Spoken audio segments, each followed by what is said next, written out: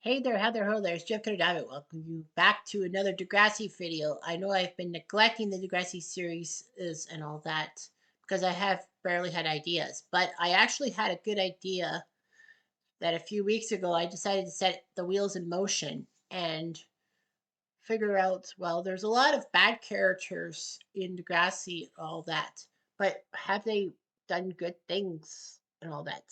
So a lot of people's interpretations of a bad character are different, all that. Now, I'm doing the top 10 bad characters doing good things and all that. There are some characters who actually, I'm doing the top 10 good characters who've done bad things, like the worst things a good character have done. But now I'm doing bad characters doing good things, good deeds, and all that, if you will. I know there's going to be one or two, there's going to be two spots that are going to be controversial, but that's the way it goes. So I did the posts and I did the polls and all that of these people.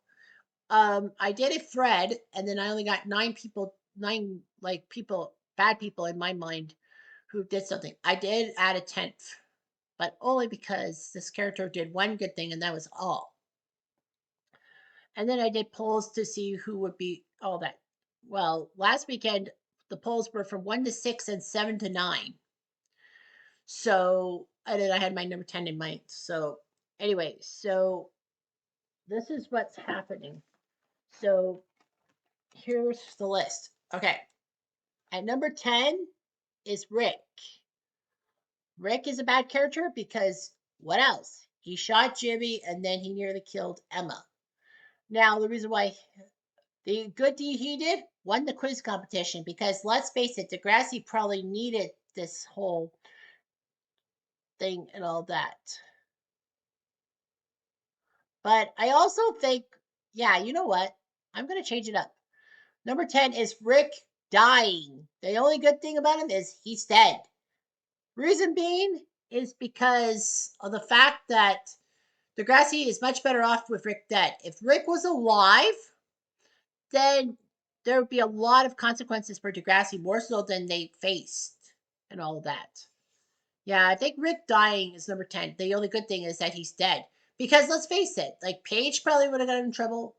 The whole clique would have been in deep trouble. Emma would have been severely in trouble too with her orange ribbon causes and all that. I mean, let's face it. I mean, especially with Raditch, he would never have had a redemption song. Raditch would have been kicked to the curb right there and then. He would not have had a chance to be reassigned. He would have been fired by the school board and investigated by the cops. And Spinner and Jay, especially those two, they would have been in juvie and they would have been in deep trouble, especially maybe even Alex. They would have been in juvie slash jail, and good, we get rid of Jay for once and for all. But yeah, a lot of characters would have been like outed for what they did and all that. And Degrassi would have been in deeper trouble than they were in. So I think Rick dying actually is number 10. And I know I made it controversial. Okay, so here we go. Number 9 on the list. Good, I did the fingers right. Is Sig. Why is he a bad character? He's manipulative AF, especially around Maya. Seems like Sig only wants Maya when Maya is with other guys or has the attention of other guys, and Sig's jealous. The whole Cam situation was a classic example. But the fact of the matter is that the good thing Sig did was he helped Zoe and Maya with their problems. Like he was good to those two. Like, he tried to help Maya when she was having her guilt about Cam and a few other issues, including being doxxed and swatted by the online community, and Zoe for the whole thing of her being raped and all that. Now, Zoe and Holly J examples are examples of people who are not on either the good or the bad characters, because I think that Zoe is neither good or bad. She's right in the middle, and Holly J as well. That's just my opinion. Of course, this is just based off my opinion. If you're not like of the opinion, then you can make your own videos. That's fine by me. Okay. Number 8 on the list is Owen. Why is he a bad character? Well, he was kind of a prick and homophobic towards Riley and Zane, which is ironic because Owen was open towards his own homo his home his own brother who is gay. That's Tristan. Owen was good to Tristan, even though Tristan was coming out of the closet, and yet he was hurting on Riley and Zane. I just basically think that he wanted to protect his brother and all that. I didn't like Owen at all. Number 7 on the list is Jay. Why is he a prick? Why is he bad? Oh, you don't want to know. I'll give you the Cliff's Notes. Season 3 got Sean to leave Emma for the Candy Bennetts. Season 4 manipulated Rick and Spinner into things, and that led to Jimmy being shot. Season and not giving a fuck. Season 5 appearing out of nowhere to tell JT to sell drugs so that he can provide for Liberty and the upcoming baby. Season 6, the whole thing with the drag race with Sean and Peter. And season 7, kind of manipulating Manny, who knows? You know, Jay got a little better and all that. But the fact of the matter is that the good thing about Jay, he helped Sean in season 6. Simple as enough. Sean got bit. Peter got Sean expelled because he was trying to control Emma and making sure that Emma saw Sean for who he was, a bad guy. So Sean challenges Peter to a street race, and Sean hits a pedestrian. He's willing to help him, but Jay, in his stupid move, decides to tell Sean flee because they'll go easy on Peter, but they won't go easy on you. And then Sean wants to hide out at Emma's house, but Emma forces him to confess. Well, Emma had a good reason to, because you could get in trouble for harboring a fugitive and all that. So yeah, so Sean manages to get out thanks to a public defender and all that. He got massive probation, but he's out of jail. And Jay helped Sean out after Sean got expelled, and seemingly, well, Sean could have been told, like Snake told Sean he would try to get Hazel Eccles to change her mind about Sean, but Sean says it's useless. So Jay gets Sean a job at the shop, and he's happy. Sean almost throws it away after learning that Jay and Emma hooked up, but Emma said, I needed something to cling on after you left. But he came back. Number 6 is Derek. Why is he a prick? Well, Derek uh, framed Danny a couple times for stuff, once for racial profiling. He did do something bad to Perino and all that, but Perino bullied him and all that and got what he deserved. I know I could say Perino was a bad character. Perino was a prick, but he softened over the years, so I couldn't really give him that credence. But yeah, Derek was terrible, especially to Jane in season 8. I wish that Spinner had beaten the tar out of Derek. Lots of people like Derek. But remember, Derek wasn't always a prick. And in season 5, he was a good friend to Danny and a good person to Liberty. Because when Liberty had to give up the kid, Derek asked if it was difficult. And Liberty says, get out. And then Derek says, I'm sorry, but I'm adopted too. Get out. But Derek, after learning that Liberty was probably going through postpartum and her parents didn't give a flying fuck, sorry, it's just how I say it, she's going to lose her baby to Seattle, her kid to Seattle, the adoption thing, and nobody cared. But Derek says, well, I'm adopted. My mom put up an adoption chest, a memory chest, so that I would know about her. So Liberty and JT put up a memory chest for the kid going to Seattle, and Derek wasn't so douchey, but he really showed his true colors. Number 5 on the list is Raditch. Why is he bad? Well, he's not evil, but you know why he's evil. Season 4, yes, he ignored Rick and all that. We all know that. But that's not the point. He let the whole school down, not just Rick. Yeah, he let Rick down, but he let the whole school down by letting Rick back in the school in the first place. Yes, he said the school board said something, and the police didn't say anything, and he doesn't have any criminal charges. If he had a criminal charge, I think Raj would have done it. But maybe Raj was just trying to duck the answers because Michael and Alex were trying to tell him something, and he basically hid behind a desk, if you will. He let the school down. I know that, he wasn't immediately terminated or reassigned after the whole Rick situation. I think they gave Raj another chance to fix the situation, but he didn't. And then they got rid of him. They reassigned him. I think they wanted to fire him, but due to the fact that he ignored Rick, and you know what Rick did, I think they just like said, okay, well, if Rick wasn't a psycho who shot somebody, Raj would have been fired. But anyway, yeah, I think Raj was a bad character. I mean, when he got rid of the facial hair after season 2 of Next Gen, you knew that there was problems.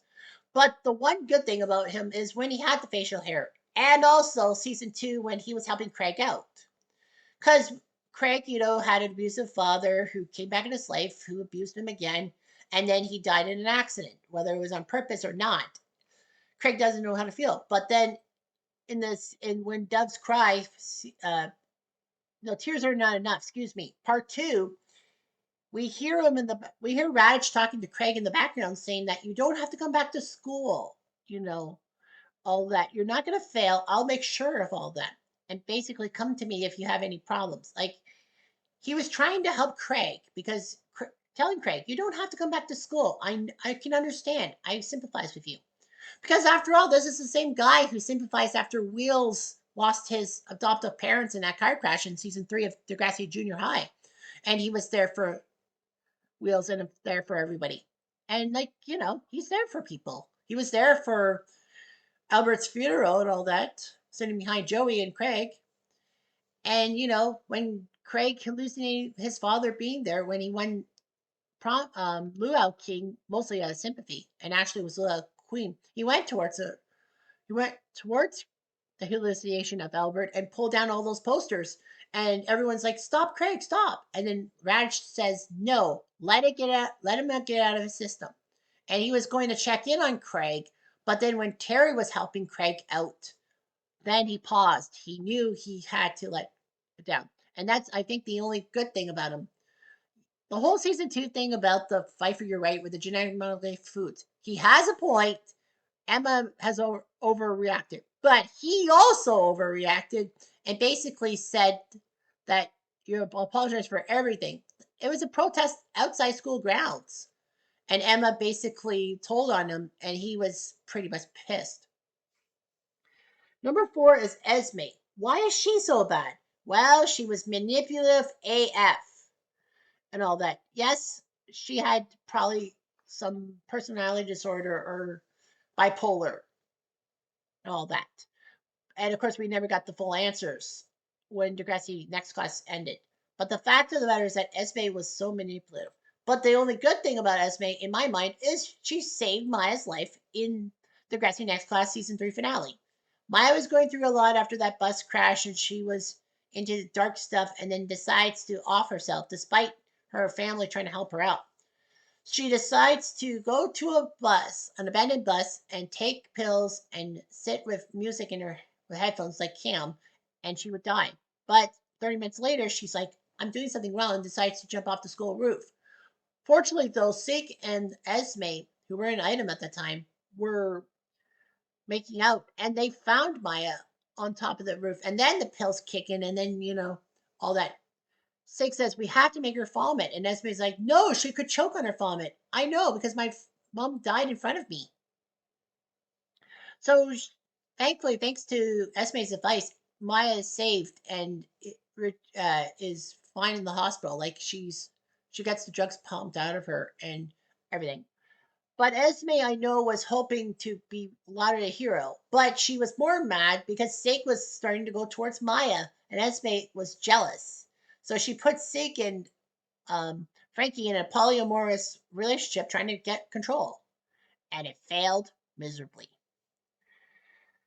So yeah, she was, of course, pissed off that everyone gravitated towards Maya other than her. Number 3 is Johnny DeMarco. Why is he a prick? Well, he was with Drake Lampley when he stabbed JT. And yes, Johnny got off scot-free in a sense because he made a deal, because he sold Drake down the river and probably sold Nick down the river. But yeah, he was just a bully and all that, pushing Degrassi kids around even after Lakers and Degrassi would merge. Why? What good thing? What good deed did he do? Well, simple. He was helping Ellie in season 10. Ellie in season 10 was like outed by Audra as a bad girl, even though Drew was trying to defend Ollie. But yet Ollie went to a private school because of her records and all that. her confidential records. And then she gets caught, framed for smoking, and her friend basically sells Allie down the river, and Allie's pissed off that her parents don't want to know her side of the story.